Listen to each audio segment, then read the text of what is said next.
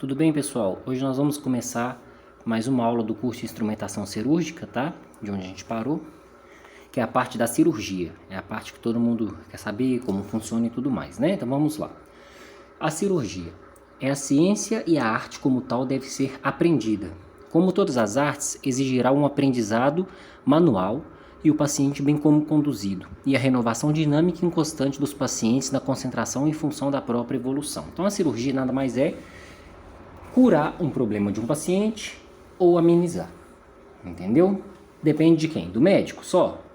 Não, depende do médico, da equipe de enfermagem, que é o enfermeiro, o técnico de enfermagem, o auxiliar de enfermagem, o instrumentador cirúrgico, o circulante que vai circular as salas para poder fazer essa questão desse procedimento. Então, cada um vai ter um ponto principal, tá?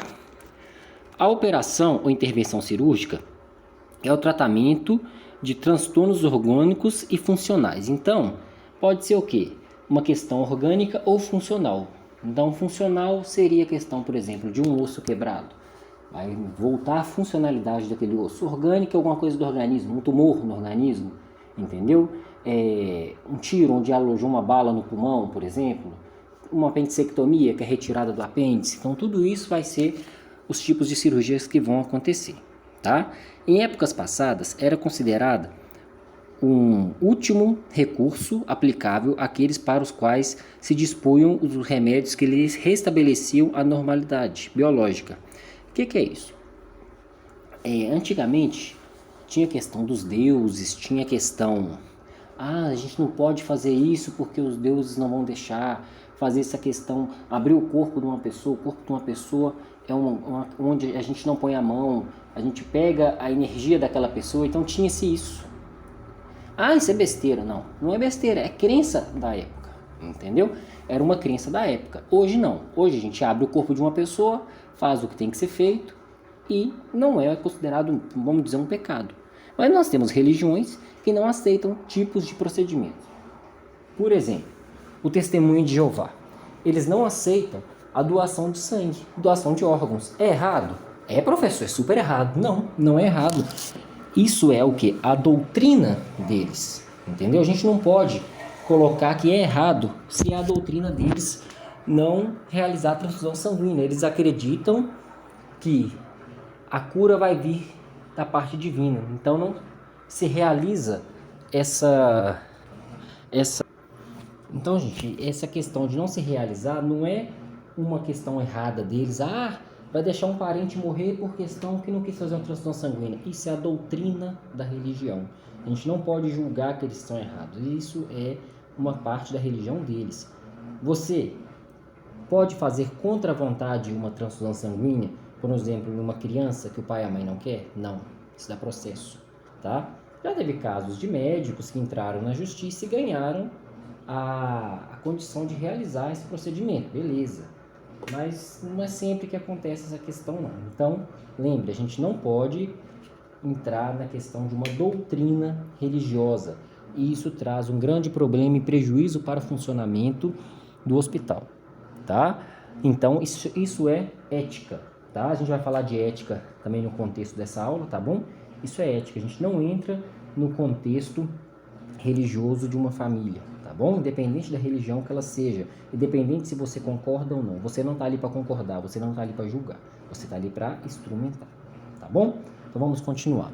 A técnica cirúrgica, em geral, estuda o ambiente operatório e os instrumentos e seu manejo, e as manobras cirúrgicas básicas. Então, gente, a técnica cirúrgica geral, você vai entender como funciona uma instrumentação. É fácil instrumentar? Não, não é fácil instrumentar, tá? Mas também não é difícil aprender, entendeu? Eu fiz enfermagem não é uma profissão fácil, mas nem por isso eu não aprendi, porque não é uma profissão fácil. Quando você dedica, você estuda, você consegue aprender, entendeu? Então, o que nós temos que fazer? Dedicar o nosso tempo. Dedicar o nosso tempo, entendeu? Quando a gente dedica o nosso tempo ao estudo, ler uma apostila, pegar um artigo sobre o que é instrumentar, você consegue ter um melhor trabalho, entendeu? Você consegue ter uma melhor prática dentro do seu ambiente. Então, todo dia nós temos que o quê? Estudar, tá? A técnica cirúrgica especial estuda os tempos operatórios de cada um, a intervenção em particular.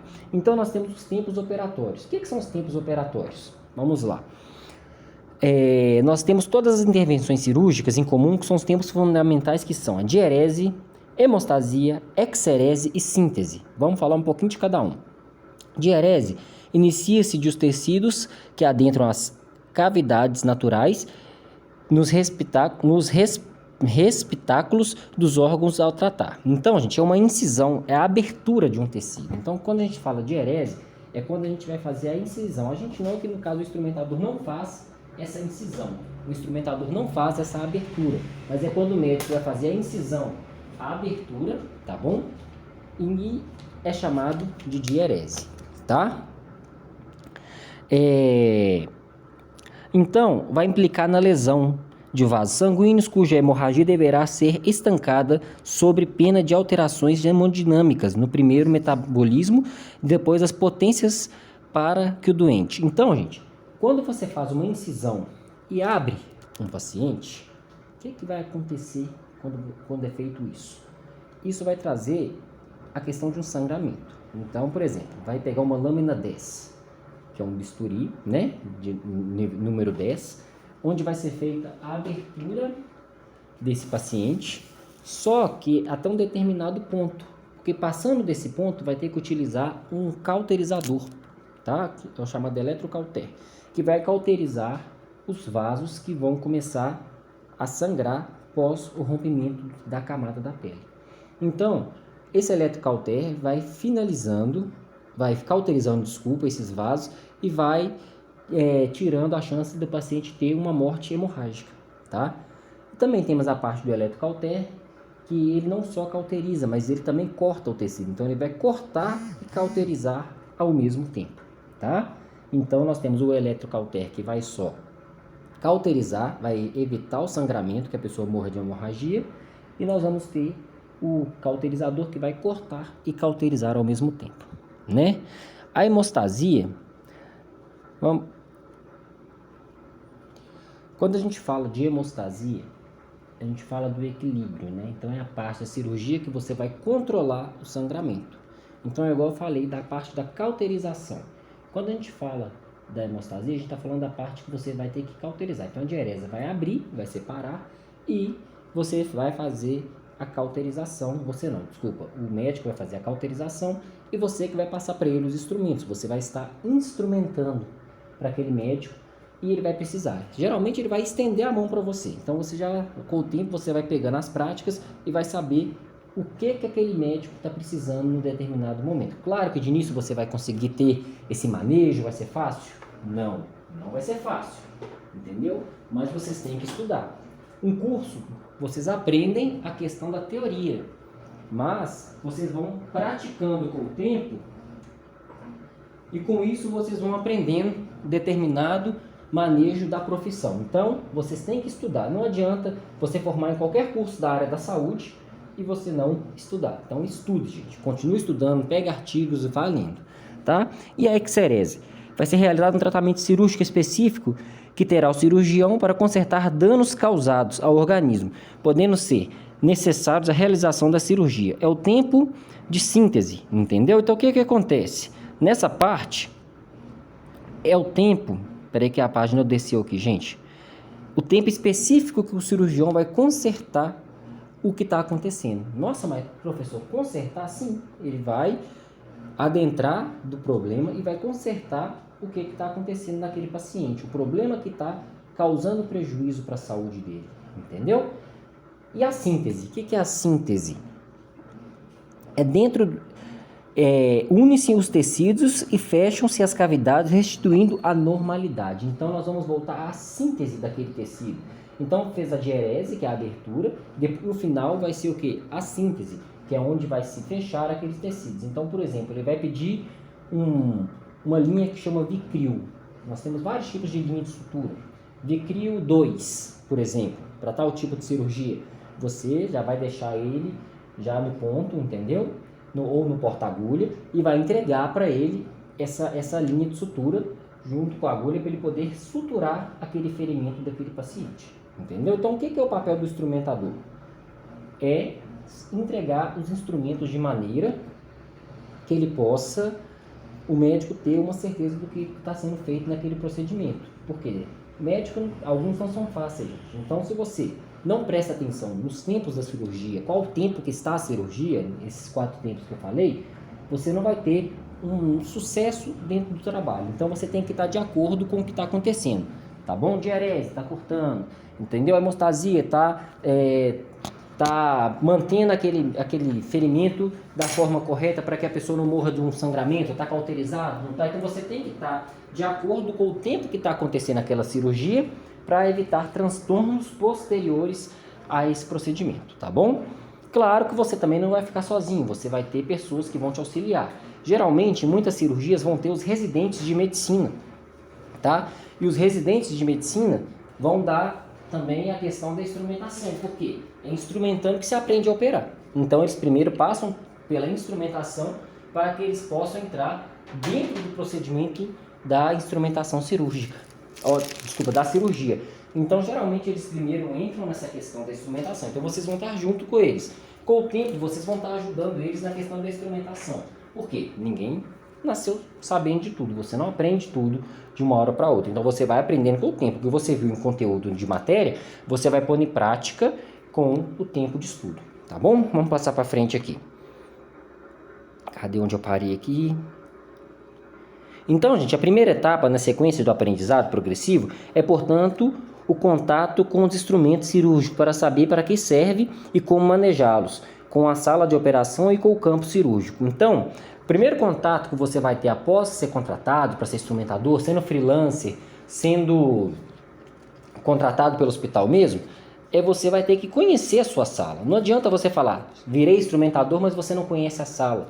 E cada hospital, cada clínica vai ter uma forma da sala. Claro que as salas de cirúrgica, ela vai seguir a mesma ordem. Mas às vezes tem sala que tem uma mesa mais no canto, vai ter a mesa de cirurgia no centro, mas a mesa que fica os instrumentos fica mais no canto esquerdo do que no canto direito. Então isso depende do quê? Do local que você vai realizar o seu trabalho, tá? A evolução histórica da cirurgia. O termo cirurgia significa trabalho com as mãos, uma vez que vem do grego do vocabulário cirurgia e é formado por quem, que significa mãos, e ergo, que significa trabalho. Então, significa trabalho com as mãos, tá? A cirurgia nasceu no primeiro ferimento do homem, sendo os registros iniciais dos procedimentos cirúrgicos, que são instrumentos que permitem ser encontrados em escavações. Em escritos em 1500 a.C., encontra-se referências em operações de hérnias e aneurismas arteriais, e fraturas de crânio e luxações de vértebras. Então, olha para vocês verem, 1500 anos antes de Cristo. Olha para vocês verem há quanto tempo já se realizavam procedimentos cirúrgicos, né? Então, era uma cirurgia como é hoje, onde você tem uma videolaparoscopia, você tem anestesias, não, eram cirurgias, vamos dizer a grosso modo, cirurgias da forma que davam para ser realizadas, entendeu? Se davam bebidas para as pessoas para tirar a dor. Então, não é igual é realizado um procedimento cirúrgico hoje, mas eram cirurgias que eram feitas na época, tá?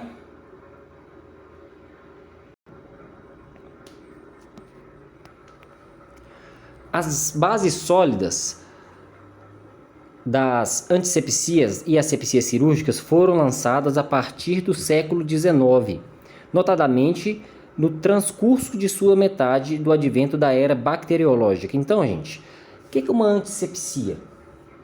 Para uma cirurgia ser realizada, ela tem que ter uma antisepsia, que é onde nós realizamos um procedimento de esterilização daquela parte cirúrgica, tanto do corpo, que a enfermagem vai fazer a limpeza do local que vai ser feita aquela cirurgia, o setor do CME, que é a parte onde vai fazer a esterilização, que é a central de material esterilizado, vai fazer a esterilização daquele paciente, dos materiais que vão ser utilizados naquele paciente. Muitos instrumentadores cirúrgicos também optam em trabalhar nessa área, que é uma área boa também, tá? Você fica na limpeza dos materiais e tudo mais. E também entra até a limpeza, o setor de limpeza do hospital, que eu falo que também é o coração do hospital. Ah, professor, é o coração do hospital. Se o setor de limpeza não tiver de acordo com como deve ser a questão da limpeza total do material, as infecções hospitalares nunca acabam. Limpando já não acabam, imagina se não limpar, entendeu? Então todo mundo tem uma parcela, não é só o médico que é o importante da jogada. Claro que o médico ele tem, vamos pôr, de 1 a 10, 9,5 é do médico. Não, vamos pôr 9, né? Porque os outros, cada um tem a sua função. Porque o médico vai fazer o trabalho pesado. Mas o restante fica de cada parte da equipe. 9,5 não, vamos pôr 8 do médico, que é o trabalho pesado. E o restante fica por conta da equipe, gente. O que a equipe vai fazer? O médico, sem o instrumentador, ele não trabalha. Sem o enfermeiro, ele não trabalha. Sem o técnico de enfermagem, ele não trabalha. Sem o setor da limpeza, ele não trabalha. Ele sozinho não consegue se instrumentar. Numa parada cardíaca no meio da cirurgia, ele não consegue bombear o coração, fazendo massagem cardíaca e aspirar gente, fugiu o nome aqui agora. Fugiu o nome aqui agora, eu vou lembrar. Pera aí, rapidinho, gente. Adrenalina. Ele não consegue aspirar uma adrenalina enquanto ele está lá com a mão dentro do coração numa cirurgia cardíaca, massageando o coração, ele não consegue com uma mão só aspirar. Então, ele sozinho não faria uma cirurgia, tá? Então, vamos dizer que uma parte grande e importante é do médico, mas sem as demais partes da equipe, o médico sozinho não consegue. Então, cada um tem o seu devido trabalho dentro de um campo cirúrgico, dentro de uma sala cirúrgica, tá bom? Tem o seu valor, faça a sua parte. Só faça o que tenha também dentro da sua alçada, tá bom? A classificação das cirurgias. Podemos classificar as cirurgias como parte da medicina que ocupa principalmente as lesões externas dos procedimentos e os manuseios das operações que condizem com a cura, bem como intervenções que facilitam e tornam possível o tratamento de lesões internas. Então, uma cirurgia é só de lesão interna? Não, nós temos cirurgias externas. Por exemplo, a pessoa quer fazer uma rinoplastia, que é um procedimento de mudança do nariz por plástica, ou ela quer fazer esse procedimento porque ela acha que o nariz dela também não é legal. Então, é chamado de rinoplastia, ela quer diminuir, ela quer mudar o ângulo do nariz. Então, isso é porque são procedimentos que vão ser realizados, entendeu? De acordo com a demanda daquele paciente, tá bom? Então, isso é plástica. Agora também temos cirurgias que a pessoa faz externas, que é por conta de procedimentos que atrapalham também o fluxo da vida dela. Por exemplo, um câncer de pele, que ela tem que tirar aquele câncer de pele. Então, se ela não retirar, aquele câncer vai espalhar para o corpo todo, entendeu? Então, nós temos tipos e tipos de cirurgias externas e de cirurgias internas. As internas são as cirurgias, por exemplo, uma apendicectomia, vai retirar o apêndice. Todo mundo sabe que o apêndice é um órgão que ele tem uma funcionalidade. Já teve, uma funcionalidade. Hoje ele não tem mais. Então, o que acontece? Nessa retirada desse apêndice, a pessoa ela vai retirar ele quando ele estiver inflamado. Ele estiver numa fase que ele estiver inflamado e vai poder supurar onde pode romper. E como ele está dentro do intestino, está grudado na parede externa do intestino, vai vazar fezes para o organismo e a pessoa vai dar uma infecção generalizada, entendeu? Então, essa questão da apendicectomia, se retira esse apêndice para evitar que aconteça isso no organismo, tá? Então, vamos lá. Urgências cirúrgicas são classificadas como eletivas, urgência e emergência. Então, o que é uma cirurgia eletiva? Pensa um pouquinho aí.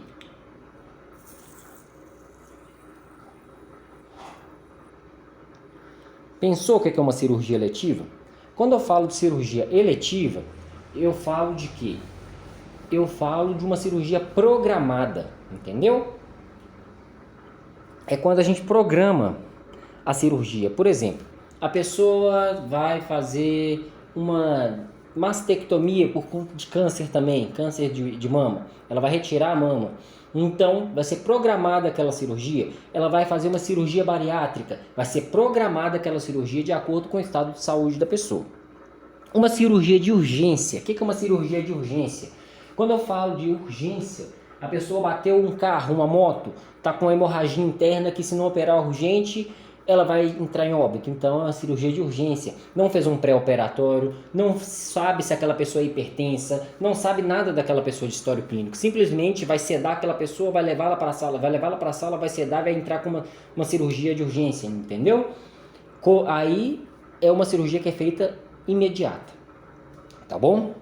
E nós temos as cirurgias de emergência. Urgência, ainda dá tempo às vezes de levar aquela pessoa a fazer uma tomografia, fazer um raio-x, entendeu? Fazer um exame de sangue, às vezes dá tempo ainda. Na emergência não dá tempo de nada. Do jeito que pegou a pessoa, leva para a sala de cirurgia e realiza. Geralmente ainda já se inicia aquele procedimento na sala de urgência, entendeu? E leva a pessoa para a sala de cirurgia. Por quê? Emergência significa emergente, acima, entendeu? Urgência ainda dá tempo de esperar no máximo 2 horas. Emergência não dá tempo de esperar. Na classificação de Manchester de um hospital, nós temos vermelho, laranja, amarelo, verde e azul. Entendeu? Como que o enfermeiro sabe cada um? Pelos parâmetros de dados vitais, sintomas daquela pessoa, entendeu? Então eu classifico uma pessoa como vermelho, nem classifica, ela já chega de resgate de ambulância, já entra direto para a sala vermelha, que é a sala de emergência. Uma pessoa laranja, ela também já pode chegar de ambulância, mas ela passa por mim, eu classifico ela, já levo ela também para a sala vermelha. Uma pessoa amarela, ela chega por mim, ela pode vir andando e me falar os sintomas dela, pelos dados eu classifico ela e coloco ela para ser atendida pelo médico. E a pessoa verde, ela pode aguardar um tempo, entendeu? Então, assim, nós temos determinados planos de cuidado com cada pessoa, então cada cor na classificação de Manchester vai seguir. Todo hospital segue essas cores? Não, tem hospital que faz a própria classificação, tá bom? Então vamos dar prosseguimento à aula. Risco cardiológico. O risco cardiológico também é classificado como pequeno, médio e grande. Tá? Então vamos falar um pouquinho de cada um. O pequeno é a possibilidade de perda de sangue e fluidos. Exemplo, endoscopia digestiva, colecistectomia e via laparoscópica. Então o que é isso? Uma endoscopia. Vamos falar de endoscopia. Eu já realizei algumas vezes. Tem risco uma endoscopia. Qualquer procedimento cirúrgico tem risco, tá? Mas o risco é menor, é um risco mínimo. Se faz uma biópsia, tira um pedacinho do tecido lá do estômago, por exemplo, sim. Tem risco? Tem, mas o risco é bem menor do que uma cirurgia aberta, tá? Médio porte, quando há uma probabilidade de perda sanguínea e fluido, entendeu? Exemplo, RTO, ressecção transuretral de próstata. Então, quando vai se retirar a próstata por conta de câncer de próstata, tem risco? Sim. Já é médio porte, pode dar um sangramento no momento de retirar a próstata lá e essa cirurgia aumentar o tempo dela de 4 horas para 12 horas, porque teve um grande sangramento e tudo mais. É frequente? Não, mas pode acontecer, então é médio porte. O que é uma cirurgia de grande porte, de risco cardiológico? Procedimentos de grande possibilidade de perda de sangue e fluidos. Exemplo, ressecção de aneurisma da aorta abdominal. Em geral em cirurgias emergenciais. Então, um aneurisma de aorta. Vou até colocar para vocês verem aqui o que é um aneurisma de aorta. É uma cirurgia gravíssima, entendeu? Por quê? O aneurisma é uma bolsa que se cria de sangue em volta da artéria, aorta. Se o médico não souber ressecar, ou então por alguma coisa que acontecer, nem culpa do médico, vamos dizer que o aneurisma já estava bem avançado e tudo mais, essa pessoa entra em óbito, entendeu? Que é a artéria, uma das artérias mais importantes do corpo. Tá bom? Eu vou pegar um vídeo aqui para vocês aqui, só um momentinho. Para um assunto importantíssimo, hoje com a gente mais uma vez, ele que é cirurgião vascular, Dr. Caio Focácio, e vai falar de mitos e verdades da aneurisma da aorta. Bem-vindo, que sério, né, doutor? Você sempre tão brincalhão, sempre tão, né, bem-humorado e tudo, mas esse assunto é sério. Então, preste atenção. Tem muita brincadeira. Que legal isso que você trouxe, olha só. Então, isso aqui... Eu não sei nem se os meninos conseguem pegar bem de cima. Eu vou colocar com a minha roupa no fundo, que eu já tô colorida, pode ser que ele... Então, isso daqui, na verdade, para as pessoas entenderem um pouco mais do que a gente vai falar, isso daqui é um simulador de uma artéria aorta, né? Porque nós vamos falar hoje de uma doença que não é exclusiva da aorta, mas a artéria que ocorre mais é a aorta. Certo. O que é uma artéria? Uma artéria é um vaso que leva o sangue para ser distribuído em todo o coração. Tá, vamos só dizer do coração para ser distribuído. onde está. Aqui, claro, está num tamanho Então, maior ou não? Aqui é Não, real? aqui é real. Aqui é real? Então, vamos pedir para ele... olha, onde ele está focalizando ali, ó, se a gente vier aqui por baixo, aqui onde está a minha mão, ó, aqui, ó, aqui é onde a aorta sai do coração. Então, você imagina que aqui tem um coração, a aorta sai do coração, dá os vasos para irrigar a cabeça. Ok. Que a gente, ó, aqui vai dar para ver atrás da minha mão, os vasos que irrigam a cabeça, certo? São os vasos que vão das carótidas, etc. As artérias que irrigam a cabeça. Aí continua. Aqui é a aorta torácica. Esta bolota aqui, que é a aorta torácica, por quê? Porque a parte da aorta que está no tórax. Esta bolota aqui já é a simulação de um aneurisma. Por quê? Este é o calibre normal. Entendi. E ela dilatada quer dizer que ela está aneurismática. Porque o que é o aneurisma? O aneurisma é uma dilatação segmentar de uma parte de um vaso. Certo. Então, se a gente for, se a gente for olhar aqui, ó, nessa simulação aqui, a gente tem a aorta aqui e o vaso de repente se dilata. Essa dilatação do vaso chama-se aneurisma. Muito bem, vamos voltar para onde ele estava aqui na câmera. Então, ele tem aqui a aorta torácica. A partir desse ponto, aonde acaba o tórax e começa o abdômen, vem a aorta abdominal. Então, aqui eles dão as artérias que irrigam o estômago, fígado, baço. Aqui as artérias que irrigam o intestino, artérias renais. Tá. Na aorta abdominal, abaixo das artérias renais, encontramos aqui uma outra aneurisma, que é o da aorta abdominal infrarrenal, é 80% dos casos de todos os aneurismas da aorta. Então, ele é o mais comum. E aí a aorta se bifurca, isso aqui é na altura do umbigo no nosso corpo que acontece. Então, mais ou menos onde está o nosso umbigo é onde a aorta se bifurca. Que interessante. E aí ela vai dando as artérias que irrigam as pernas. Tá. Então, se a gente for discutir um pouco sobre a doença aneurismática, aí a gente volta para cá para a gente falar sobre tratamento Sem depois. dúvida. Vamos, então, passar os mitos e verdades, que são, na verdade, eu acho que os importantes para a gente entender o que é mito e o que não é, para a gente se preocupar só com o que devemos nos preocupar. Então, o primeiro mito ou verdade que a gente separou foi esse, olha lá. O aneurisma de aorta pode acontecer em qualquer idade. Isso é mito ou é verdade? Isso é verdade. Entretanto, não é algo que a gente precise se preocupar tanto. Por quê? Porque existem vários tipos de aneurisma.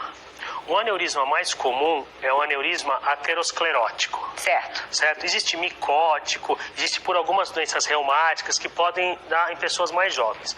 Mas o principal tipo é o aterosclerótico, que dá por aterosclerose, que é aquele depósito de colesterol, gordura, tudo que existe nas artérias, certo?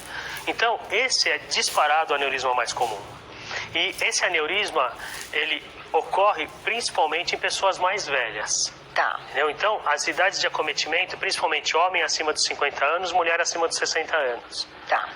Então, isso é o que a gente deve mais focar. Então, não é mentira aquilo, mas a gente não precisa se preocupar tanto, porque eu... Não, e claro, nós vamos falar aqui de acordo com os mitos e verdades também, e após o que a gente pode fazer para prevenir. Quais são aí as nossas escolhas no nosso dia a dia que podem prevenir, se é possível, né? Já já a gente comenta. Então, próximo mito ou verdade na tela.